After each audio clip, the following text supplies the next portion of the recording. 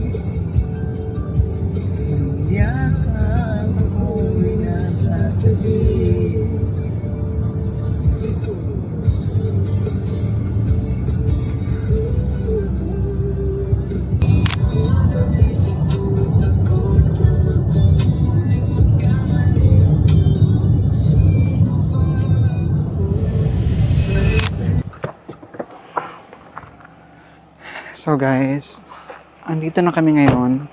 Ito yung Westwood Lake. Dito to sa Nanaimo. So kung makikita nyo, ayan siya. And then, maliit lang yung lake, pero panatag siya.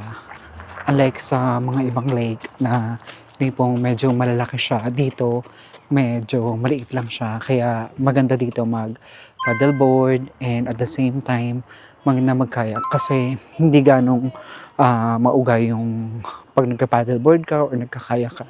Hindi siya ganong mauga. So ayan. And then kids friendly rin siya kasi mayroong mga laruan dito. And then, ito lang yung parking. And then, so, very convenient siya. Kasi, pwede nyo dalhin yung sakyan nyo hanggang dito. And then, after nyan, ito lang. So, ayun lang siya. So, kung meron kayong maraming dalang gamit, pwede nyo siyang dalhin yung sasakyan hanggang dito. Diba? Ang ganda lang.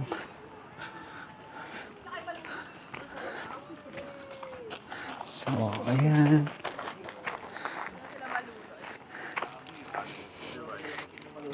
Hi everyone. Hi everyone. Hi. That place, that's where they almost got drowned. Oh really? Oh yeah, I remember. Drowned? Magtrail tayo Magi. Yeah. So very Filipino. Ayan. So happy Father's Day, Kuya. So we're celebrating Father's Day today. Happy Father's Day sa lahat dyan. Ayan. Lalo kay Ama, sa mga bayo ko. Happy Father's Day kay tatay, kay Ama. Ayan. So, ayan sila. Si ate, ang bago naming graduate. Anak kanya.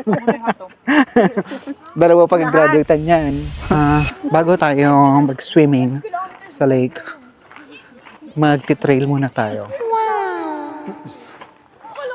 Para warm up. Warm up. Warm up talaga. Kasi yung katabi ng lake, merong trail. Ito siya. Kasi spring na talaga yung Ayan. tapos sobrang baba ng kaya bumaba ako. Tapos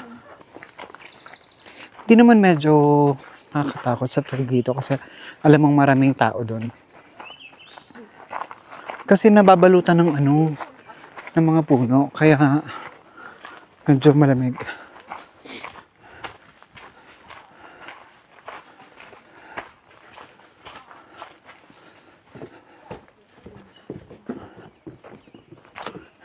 So guys, masarap talaga dito sa Canada. Sa mga madalas na activities dito is yung walking, trails, paddleboarding, kayaking, and if you're into surfing, meron din naman ditong mga spots na pwede kang mag-surfing kasi island siya, di ba?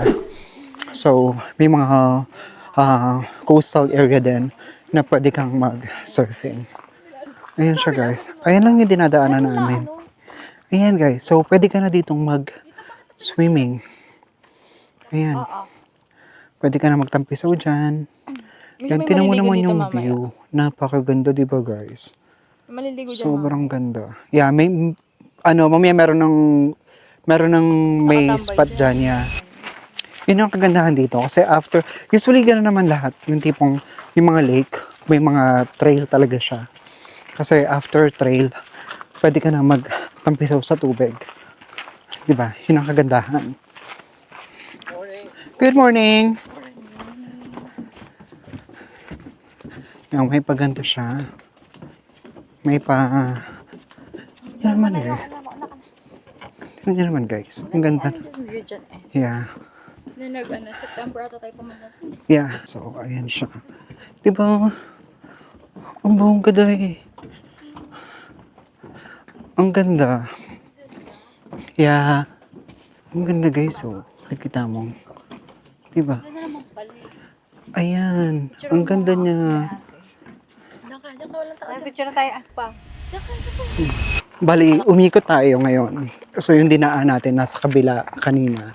Mamaya, tingnan natin pag merong open space doon para makita natin kung saan tayo galing. So, nandun tayo sa kabila kanina galing. Doon tayo sa kabila. Ngayon, umikot tayo pag ganito.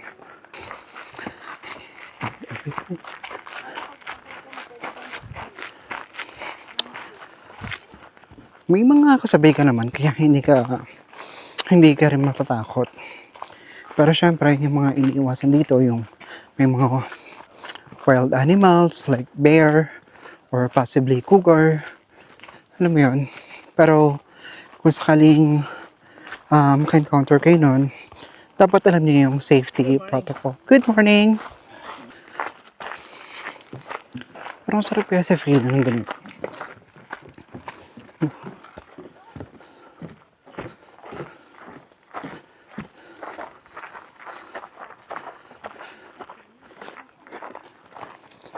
Yan na.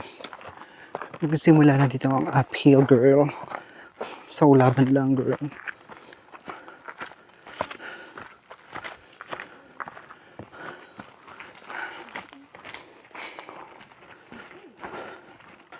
Here, and we're going here. Oh my God. Wala pa tayo sa 1/4? Wala pa, 2 kilometers pa lang. So guys, wala pa pala kami sa 1/4. Siguro, pag malakas yung ano, kakatubig siya. Oh, medyo pataas siya. Ay, pababa siya. Ngayon. And laid to rest. Report lang din pala ito dun sa Mystic Beach, no? Oo, mas maano pala yung trail nito, mas mahaba. Mahaba, pero mas mataas ang elevation sa Mystic. Oo, kasi sa Mystic Beach, talagang aakyat ka talaga. May uphill siya. Dito kahit paano guys, medyo straight lang siya, patag lang siya. Pero may time din ng konti na may mga uphill, pero hindi ganong karami. Well, we will see kasi wala pa kami sa kalahati. Almost kalahati na tayo. Ayun yung, doon tayo galing. Yun yung kung saan tayo nagtayo ng tent. Hindi ko ma-zoom yan. There you go. Yan lang po yung pinakamalayo. So, ayan. So, galing tayo sa gilid niyan. Diyan tayo, tapos binaybay natin paikot yung lake hanggang ganun. So ngayon nasa 3 kilometers na tayo ng pag-walk natin. Pero it's all 6 kilometers. Hindi ka para sa Pilipinas. Ayan guys, so ayan yung sa kabilang side, yun yung ano namin. Nandun yung pwesto namin nang dumating kami dito. So ayan, so ngayon nasa kabila tayo, then babalik tayo ulit doon. Hey guys, ang ganda dito. Pakita ko lang sa inyo. Uy! Wait lang. Ano ba? Para sa ano? Ay, may nag-swimming dito. Guys, oh. Ang ganda. Diba? Ang ganda dito. Okay. 1, 2, 3. Ganda. Oh, diba? Ang ganda dito. Ayan siya.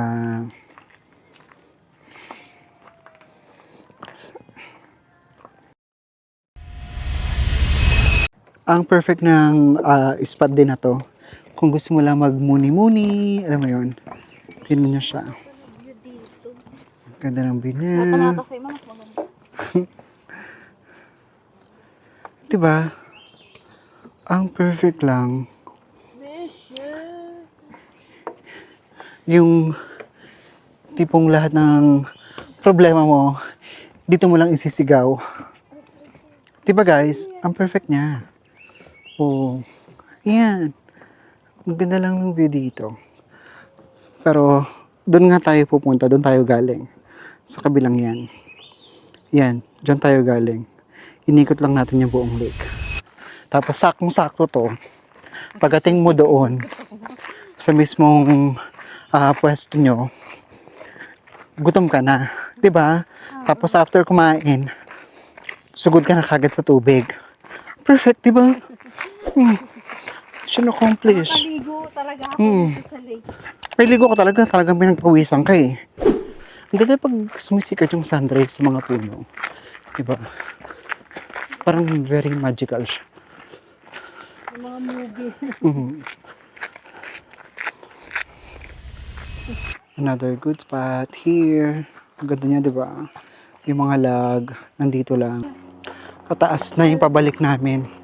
Ito yung challenging. Kanina puro straight lang. Matag lang. Ngayon, medyo pataas na siya. So, kung kailan malapit na, doon naman pataas. Ay, baka peak view. Ay, oo nga. Yun na. Ito natin. Ligo. Ligo. Okay. May nakikita pinipicture natin. Oh my God. Yeah. Tayo ngayon. Guys, sa peak view. Let's go. Wow. Saka babalik doon. Ito yung okay. Guys, we're here now in peak view. Oh my God. Ang ganda. Oh, ang ganda guys. Doon tayo sa tinatayuan ng lalaki. Parang perfect siya. Wow. Diba? Ang ganda niya. Diba? Guys, ang ganda dito. Ang ganda sa tuktok. Ito pala yung tuktok niya. Gusto kong kailan ka na kami malapit. Doon medyo merong pa-uphill. Kasi ito yung tuktok. Tapos makikita niyo yung mga yun. Doon kami naglakad sa mga gilid-gilid niyan. Ayun. Grabe. Doon tayo sa bundok ko, sa tuktok. Ayan. Yung gilid niyan, binaybay natin. Binaybay natin yung gilid niyan. Hanggang doon. So, 6 kilometers nga siya. Para maikot mo yung buong lake. Nandito na kami ngayon. Finally, narating na kami. And then, tinan nyo naman. Ang ganda. Tinan mo, yan yung mga gilid-gilid na yan. Yan yung nilakad namin, guys. Papunta kami doon, hanggang doon, paikot. Hindi doon nakikita po, narating natin. Ito yung mga kahoy na to. Hindi naman Oo, natin. ayun sa mga gilid-gilid siguro yun. Pero tinan mo, di ba? Ang ganda. Ayan guys, andito na kami. Sa wakas, finally. Ayan. 6 kilometers pala talaga yung nilakad namin. All the way there. Inikot namin yung buong lake. And then, nandito na tayo. So, we're finally here after 6 kilometers walk. Oh my God. Pero, full feeling. Ang saya ng feeling na kahit paano nagawa natin yun for today's video. Hindi, ang saya talaga guys, in fairness. Sarap talaga mag-walking. Lalo na kung tipong ganito yung lalakaran mo. Ang ganda. Ang sarap sa feeling. Nakakagaan. Nakaka-relax. And then after nito, diretso na tayo kain kasi nakakagutom din. Ligo ka na. Ang gabi. Kakain muna. Nakakagutom eh. Sakto-sakto sabi nga namin. Tapos ang ganda may mayroon doon is parang peak view, yung mataas siya. Ayan, oo, ayan. Taas yan. Pantay yan. Wala bang naman masasang tricycle doon? Wala eh, pero merong isa yung kulong-kulong. Habal-habal. Ay, habal-habal. So guys, nandito na kami ngayon. Syempre, after ng, ilang oras kami nawala? Pero tingnan mo Tagal pa. din. Mga 2 oras? Siguro. Ayun. Siguro mga 2 hours nga na hike yun guys. Na trail pala. Isang oras mahigit. 1 oras mahigit. 1.5 hour. Yeah. So yun nga, nakakagutom. Yan ha. Ano. So ito yung pagkain namin. Yan o, tingnan mo lawa. Yan o, green. Wala ka makikita Ayan. dito. So syempre, after namin na mag-trail, nakakagutom. Hoy, kumain muna tayo. Kuha na. Mm. Wala nga, naghahantay kami ng bear eh. Ay, walang may na-signal. Hindi ko lang na-start yun dito, pero ganyan siya kaaba. Grabe yung haba. Oh, 1 hindi, hour 23. siguro hindi kasi hindi nga tayo nag-start ka dun na eh. Kalahati lang before mag 1K, pero 1 hour 30 nga. So, ayun. Ayun lang talaga. So guys, nakakagutom. Kain muna tayo. Parang sarap magpayong habang nagkakaya. So, ayan guys. Oo. So, ngayon dahil medyo tanghali na, medyo dumadami na yung tao ngayon. Pero kanina kasi medyo maaga kami pumunta, hindi ganong marami yung tao. Pero ngayon, dumadami na yung tao. Magkano doon? So, let's try. Pero We yung will buong part try. Hindi, sa gondola lang yun, sasakay ka. Oo. Papunta Dami sa ng taas, pero tao. pwede ka mag-stay kahit 2 oras sa taas, 3 oras. Bayad na rin yung pababangan nun. Oo, pwede. Hindi mo alam. Tapos yung sa taas mo, may picturean din. Sa pinakatuktok after mo mag-gondola. Pero feeling ko, saglit lang ako. Magliligo lang ako. Pero, tapos, angat din ako. Kasi ayoko talagang mugaba din sa araw. So, sobrang init. Wala akong sunscreen. That's why. Let's do. This is how we spend summer in Canada. Eh, hindi pa tayo pagkakalagay ni Heart ng bikini niya. Hmm. Hindi rin pa Hindi pantay ha. Hindi pantay yung ano mo. Hindi pa tayo magkakalagay. Hmm. Tanay, nakagilid yung dead. Oh, hindi pantay yan. Ayan. Alam mo yun, nagbababad lang sila sa araw. Grabe no, hindi ko maintindihan. Tayong mga Pilipino, init na init. Pero sila yung mga puti, grabe. As in, paano na kinakaya magabad sa araw na napakatindi? Yan ang tanong ko eh. Hanggang hindi ko alam.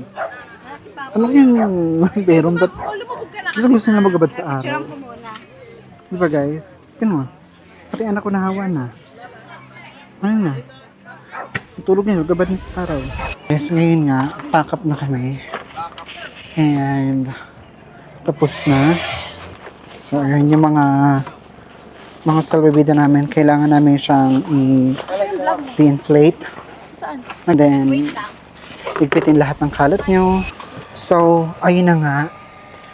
Katatapos lang namin maghakot ng mga gamit sa sasakyan kasi after neto, uwi na tayo. Pero, let's see kung may madadaanan tayong pwedeng tipong any drinks. Well, busog pa naman kami kasi marami talaga kami nakain kanina. And then ngayon nga parang dahil sobrang init, so we will try to look for something to drinks. Any ice cold drinks. Yan. So hanap tayo sa daan. Malapit lang naman to, hindi naman siya ganun kalayo sa amin. Siguro mga 1.5 hours to 2 hours drive. Depends sa traffic. Pero usually wala naman traffic dito. Kaya mabilis lang tayo makakawa in Sunday. And then, Father's Day nga pala ngayon, kaya marami rin talagang tao ngayon dito sa lake. So, yeah. We will see you later! Ayan, paalis na kami, pero ang dami pa rin taong dumarating. Time check, it's 5 o'clock in the afternoon, pero ang tindi pa rin kasi ng sikat ng araw, kaya marami pa rin talagang pumupunta. Pero kami, ito, sunog na naman. Pwede rin naman dagat, kaso nga lang mas accessible dito talaga yung mga lake. Kumpara sa dagat. Mas accessible siya. Kaya, yung mga tao talagang ang puntahan dito is yung lake talaga. Mas bet nila yun. As in, mas yun ang dinadumog talaga. Yun yung mas kilala. Lake, ilog, ganon. Pero yung mga beach, dagat, usually kasi dito, parang malalakas yung alon, yung mga coastal area. Kaya, hindi, pumupunta rin naman sila, pero mas maraming tao talaga sa mga lake kumpara sa mga beach, sa dagat. So, ayun, update ko kayo pag nakauwi na kami. Medyo hagod lang kasi sobrang init ngayon. As in, sobrang init talaga. Nakakatutong yung araw. Kaya medyo masakit sa ulo. So, nakarating kami dito ng mga 9:30 or quarter to 10 o'clock. Ngayon, it's almost 5 o'clock. Pauwi na rin kami. Grabe dito guys. Yung mga, alam mo yun, unlike sa Pilipinas, meron lang certain beaches na makikita mo talaga yung mga babae, talaga naka-two-piece talaga sila. And then, sa mga lalaki talagang topless. Alam mo yun, very open sila. Alam mo yun, kasi dito walang pakilamanan talaga. So, regardless of your body shape, it doesn't matter how you look like. What matters most is confident ka na dalhin mo yung sarili mo. Yun yun. Tsaka yun naman kasi proper attire talaga. Kung mag-swimming ka, kailangan pang swimming attire ka. That's the point, di ba? Tama nga naman. Sa Pilipinas kasi na parang tipong pag naka swimsuit ka, alam mo yun, yung mga tao nakatingin sa'yo, kung hindi man ayun yung katawan mo sa paningin nila, alam mo yun, yung parang tipong pagkatawanan ka. Kasi hodang kung anong klase anong shape ng katawan mo, go ahead. If you're confident to do swimsuit, like to do one piece or two piece, go ahead. Nobody will stop you. And nobody will discriminate you. So, yan po kami lahat. Kompleto. Si Kuya, si Ate, si Maki, si Heart, si Ate Maye, si Ron, and syempre ako. Yep. So guys, kain mo lang muna kami, and then update namin kayo pag nakawin na kami.